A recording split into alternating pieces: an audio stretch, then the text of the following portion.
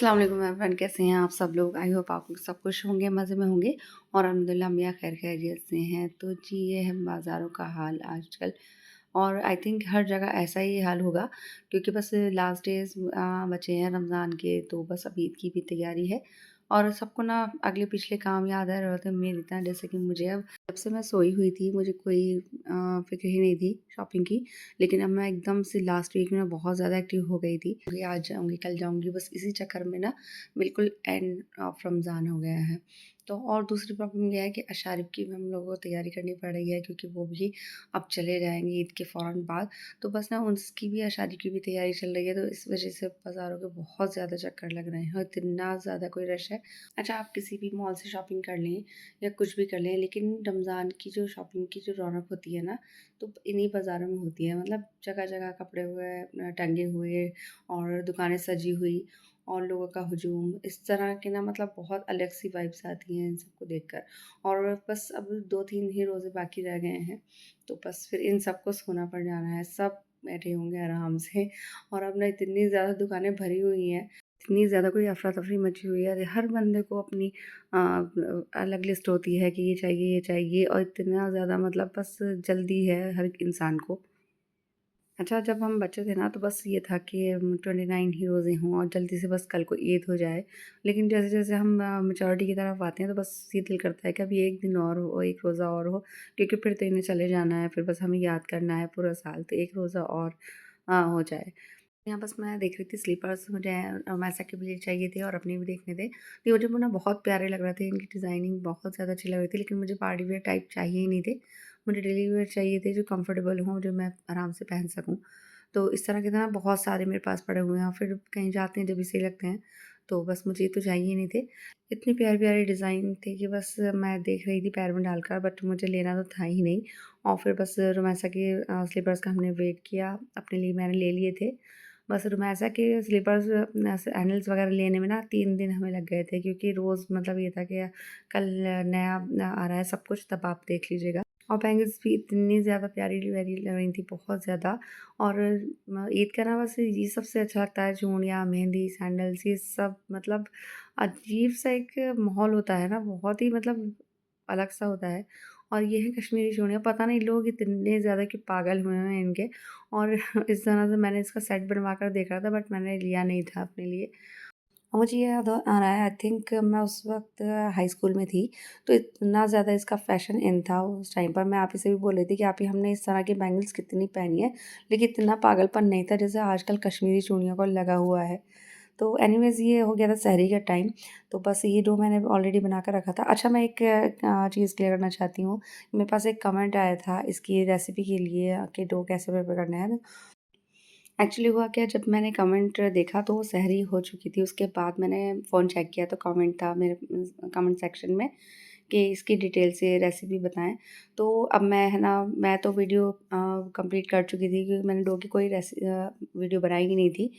तो अब क्या क्या कर सकते हैं। नेक्स्ट टाइम मैं ज़रूर इसकी बिल्कुल डिटेल से वीडियो बनाऊँगी, तो मैं ज़रूर शेयर करूँगी। ओके? और अब आप सोच रहे होंगे मैं दोबारा क्यों मतलब इसको ऐसे बना रही हूँ और ये तो मैं पहले भी मतलब बना चुकी हूँ। तो हुआ क्या था ना कि जब मैंने लास्ट टाइम ये बनाई थी ना ब्रेड, तो मतलब मैंने क्वांटिटी में 2 ही बनाई थी और वो मतलब वो सहरी में ख़त्म हो गई थी। मैंने रुमैसा को बताया था, तो वो बोल रही थी मुझे भी दीजिएगा मम्मा। तो मुझे याद ही नहीं रहा और मतलब वो ब्रेड जो थी वो ख़त्म हो गई। तो बस रब तब से रुमैसा को ना बहुत ज़्यादा मेरे पर प्रेशर था कि आप दोबारा से बनाएँगी और बिल्कुल ऐसे ही कबाब के साथ हम खाएँगे और आपको ऐसे ही करना है जैसे आपने लास्ट टाइम किया था। तो बस क्या था, फिर कज़न से स्पेशल से हस्बैंड से कबाब मँगवाए थे और उससे खाने के लिए ब्रेड्स बना लिए थे। तो बस यहाँ पर मैं कबाब को कर लूँगी दोबारा से गर्म। बस बच्चों की ज़िद के आगे ना क्या ही कर सकते हैं। सारे काम मुझे वैसे ही करने थे कि जैसे मैंने पहले किया था, क्योंकि उनकी बहुत बड़ी शिकायत थी मैडम की और अब उन्हें राज़ी भी करना था।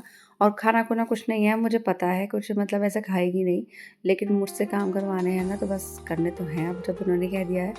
बस यहाँ कबाब भी हो गए थे दोबारा से फ्रेश।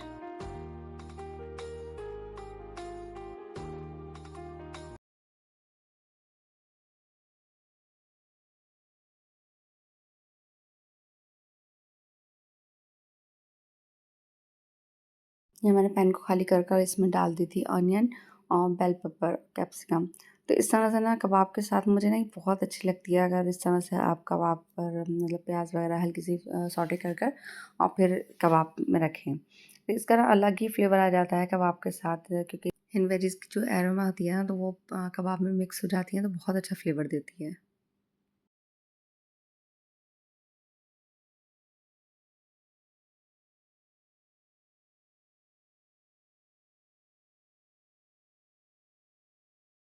अच्छा, लास्ट ईयर रमज़ान ना ऐसे गुज़र रहे हैं फटाफट से, वन बाय वन दिन निकलते जा रहे हैं सारे, और इतने ज़्यादा कोई काम है ना कि मतलब रोज़ कुछ ना कुछ ऐसा हो जाता है कि मेरा काम रह जाता है करने को, जो मुझे करना होता है, जैसे ईद की प्रेप्स वगैरह। और फिर जब मैं बैठी होती हूँ तो मैं सोचती हूँ मैं कितने आराम से बैठी हूँ और मुझे इतने ज़्यादा काम है, तो बस मुझे खुद पर ही हँसी आ जाती है।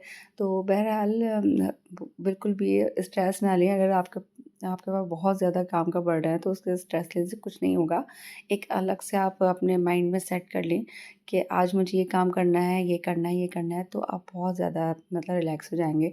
तो मैं ऐसे ही करती हूँ, बिल्कुल भी पैनिक नहीं होती कि अगर मुझे काम करना है तो बस मैं अपना माइंड बना लूँगी कि हाँ जी, करना ही है तो करना ही है। तो बस मैंने यही किया हुआ है कि अब बस लास्ट डेज़ में मुझे ये काम करने हैं, मैं इन्हें इस टाइम तक कर लूँगी। अल्हम्दुलिल्लाह ना ईद के दिन हमारे यहाँ बहुत ज़्यादा मेहमानदारी होती है और मुझे ना अच्छा भी बहुत लगता है बहुत ज़्यादा कि लोग मेरे घर आएँ। मैं थक भी रही हूँ तो कोई बात नहीं है, क्योंकि ये तो ईद है ना, तो सबने आना ही है और अच्छा भी इसी से लगता है। तो एनीवेज़ मैंने यहाँ पर खाना कर लिया था, सहरी कर ली थी सर्व, और अब मैं जल्दी से बस बच्चों को उठाकर लेकर आई थी, और सबसे ज़्यादा ज़रूरी जो उठाना था ना, तो वो रुमैसा को था मुझे, कि मुझे इन्हें सहरी ज़रूर करानी है, वरना मुझे फिर कुछ सुनने को मिलेगा कि मैंने जगाया नहीं था, मैंने उठाया नहीं था, मैंने उन्हें ये सब सर्व नहीं किया था। कि बस मैडम को मैंने लाकर बिठा दिया था चेयर पर, और बस ये नींद में बैठी हुई थी और इन्हें खाना भी कर दिया था सर्व, और जैसे बहुत रोज़ा रखेंगी।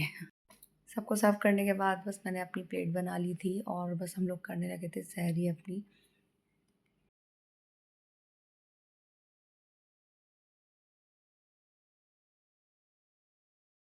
हम लोगों के ना इफ्तार के बाद हम खाना बस ऐसे ही खाते हैं थोड़ा बहुत जितना हमें खाना होता है, वरना और मैं तो बिल्कुल स्किप ही कर देती हूँ खाना, बस हाँ सहरी में ज़रूर लेती हूँ। तो सहरी हमारे यहाँ अच्छे खासे एहतमाम से होती है, क्योंकि बच्चों ने रोज़ा रखना होता है और उनको अच्छी डाइट देना ना मेरे लिए बहुत ज़रूरी है। तो बस मैं उनके लिए अच्छे से सर्व करती हूँ सारी चीज़ें, क्योंकि इफ्तार के बाद कोई खाता है कोई नहीं खाता, बस ऐसे ही हो जाता है खाना।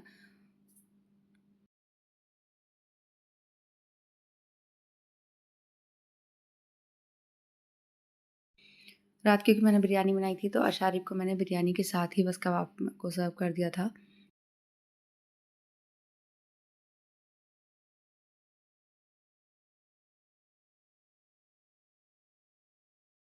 और यहाँ बस मैं अपनी सैरी को कर रही थी एंड चाय और नान के साथ। और शुक्र है अल्लाह का जिसने हमें हर इतनी सारी नेमतों से नवाज़ा।